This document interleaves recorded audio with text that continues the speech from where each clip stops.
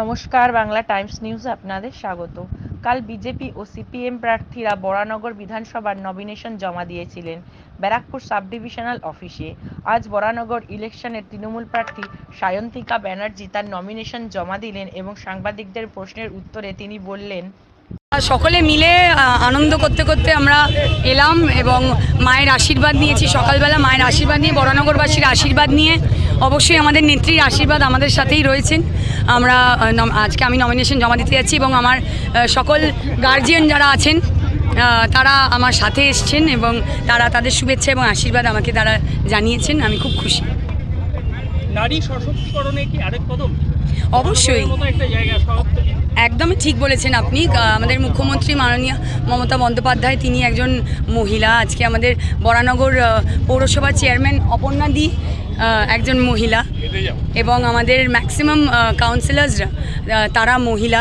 তো অবশ্যই বরানগরবাসী এবার বরানগরের ইতিহাসে প্রথমবার একজন মহিলা বিধায়ক নিশ্চয়ই চাইছেন। আপনাকে বহিরাগত বলছেন বিরোধী যিনি প্রার্থী সিপিআইএম এর, তিনি বলছেন বহিরাগত, কি বলবেন? আমি এই বিষয়ে কোনো উত্তর দিতে চাই না। বরানগরবাসী সেটা ডিসাইড করবেন যে কে বহিরাগত।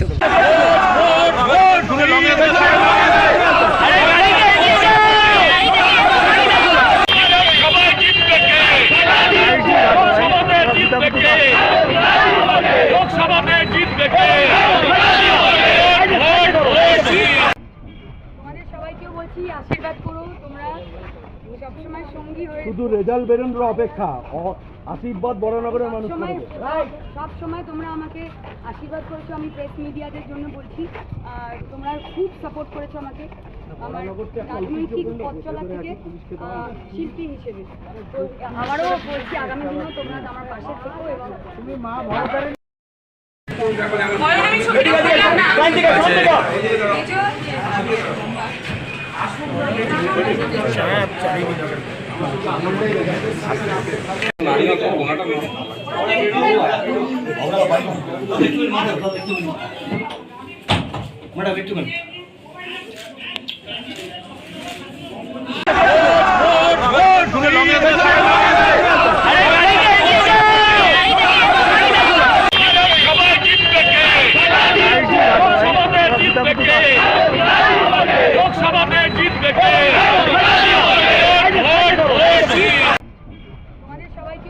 আশীর্বাদ করো, তোমরা সবসময় সঙ্গী হয়ে। শুধু রেজাল্ট বেরোনোর অপেক্ষা, আশীর্বাদ বরানগরের মানুষ সব সময় তোমরা আমাকে আশীর্বাদ করেছো। আমি প্রেস মিডিয়াদের জন্য বলছি, আর তোমরা খুব সাপোর্ট করেছো আমাকে আমার রাজনৈতিক পথ চলা থেকে শিল্পী হিসেবে। তো আমারও বলছি আগামী দিনেও তোমরা আমার পাশে থেকো এবং তুমি মা